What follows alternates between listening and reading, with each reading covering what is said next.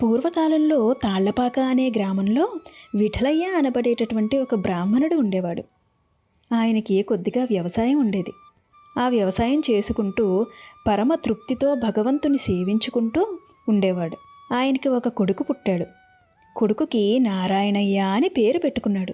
ఎందుకంటే నారాయణ నారాయణ అని పిలుస్తూ ఉంటే చాలు నేను ధన్యుణ్ణి అవుతాను అని ఆ పేరు పెట్టుకున్నాడు.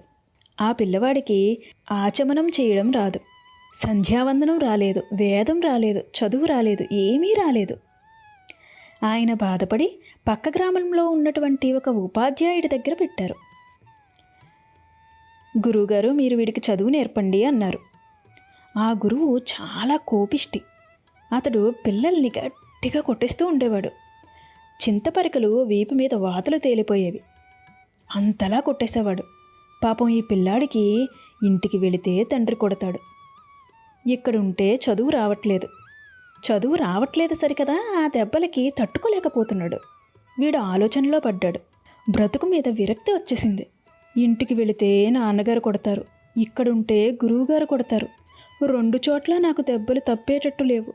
నాకు ఈ చదువు వచ్చేటటువంటి యోగ్యత కనపడడం లేదు. నేను బ్రతకడం అనవసరం. నా ఈ శరీరాన్ని విడిచిపెట్టేయాలి అనుకున్నాడు. ఎలా విడిచిపెట్టాలి? వాడిది పసితనం, చావడం కూడా తెలియదు పాపం. అందుకని వాడు ఆలోచించాడు. ఆ రోజుల్లో పెద్దవాళ్ళు చెప్పుకుంటూ ఉంటే విన్నాడు. ఆ ఊరి పులిమేరలో చిన్న గుడి ఉండేది. అందులో చింతలమ్మ అమ్మవారు ఉండేది. ఆవిడ ప్రతిరోజు రాత్రి ఊరి బయటకు వస్తుండేది. ఊరి బయటకు వచ్చి ఊరంతా తిరుగుతూ ఉండేది. మళ్ళీ తెల్లారేటప్పటికి ఆవిడ మళ్ళీ గుడిలోకి వెళ్ళిపోతుంది. అప్పట్లో రాత్రులు తొందరగా భోజనాలు చేసేసి అందరూ పడుకునేవారు. అందరూ పడుకున్నాక ఈ పిల్లాడు లేచి గుడి దగ్గరికి వెళ్ళాడు. గుడి దగ్గరలో ఎప్పుడూ ఒక పెద్ద కాలత్రాచు తిరుగుతూ ఉంటుంది. అసలు ఆ పాము కరవక్కర్లెత్తట. ఆ పామును చూస్తే చాలుట గుండె ఆగి చనిపోయేవారట. అంత పెద్ద పామది. నల్లగా ఎర్రని కళ్ళు వేసుకుని ఉంటుంది. చీకటి పడ్డాక ఊరి బయటకి ఎవ్వరూ వెళ్ళరు, ఆ పాము కనపడుతుందేమోనన్న భయంతో. ఈ పిల్లాడు అందరూ పడుకున్నాక ఊరి బయటకు వెళ్ళాడు. ఆ పాము చేత కరిపించుకుని చనిపోదామనుకున్నాడు. వెళ్ళి ఆ పుట్ట దగ్గర కూర్చున్నాడు. పాము రాలేదు. వాడికి ఎంత చిరాకు వచ్చేసిందంటే ఇంకో 1/2 గంట ఆ పాము వచ్చే వరకు వాడికి బ్రతకడం ఇష్టం లేదు. అందుకని వాడు ఏడుస్తూ చెయ్యి తీసి పుట్ట లోపలికి పెట్టేశాడు. చెయ్యి వరకు పెట్టాడు, ఇంక చెయ్యి లోపలికి వెళ్ళడం లేదు. పాము ఏమో కరవడం లేదు. ఏడుస్తున్నాడు. దేనికి ఏడుస్తున్నాడు? పాము కరవడం లేదని ఏడుస్తున్నాడు పాపం.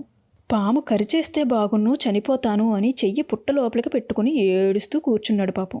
బాగా చీకటి పడింది. అమ్మవారు గుడిలోంచి బయటకు వచ్చింది. ఈ పిల్లాన్ని చూసింది.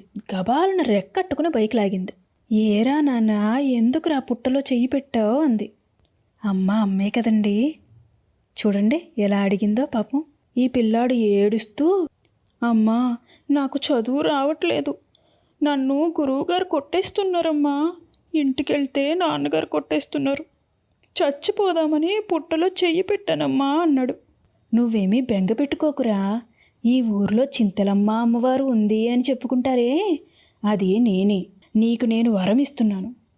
నువ్వు ఇక్కడ ఉండి చదువుకోనవసరం లేదు. భగవంతుడు ఒక్కడే అనేక రూపాలలో ఉంటాడు. నేనే మీ ఊరు తాళ్లపాకలో లక్ష్మీ చెన్నకేశ్వర స్వామిగా ఉన్నాను. నువ్వు మీ ఊరు వెళ్ళిపోయి ప్రతిరోజు నాకు ప్రదక్షిణాలు చెయ్యి. ఈ జన్మలో నీకు నేను అంత గొప్పతనాన్ని ఇస్తానని చెప్పలేను గాని నీ వంశం తరిస్తుంది. నీకు మనవడుగా ఒక మహానుభావుడు పుడతాడు. ఆయన వాగ్గేయకారుడై వెంకటేశ్వర స్వామి మీద కొన్ని వేల సంకీర్తనలు చేసి మొత్తం జాతినంతటినీ భక్తిరసంలో ఓలలాడిస్తాడురా. ఆ పిల్లాడు యొక్క పుట్టుక చేత నువ్వు తరించి మోక్షాన్ని పొందుతావు. నువ్వు మీ ఊరు వెళ్ళిపో. వెంటనే ఆ పిల్లవాడు వచ్చేసి చెన్నకేశ్వర స్వామికి ప్రదక్షిణాలు చేస్తూ తాళపాకలో ఉండిపోయాడు. ఆ పిల్లాడికే పెద్దయ్యాక కొడుకు పుట్టాడు.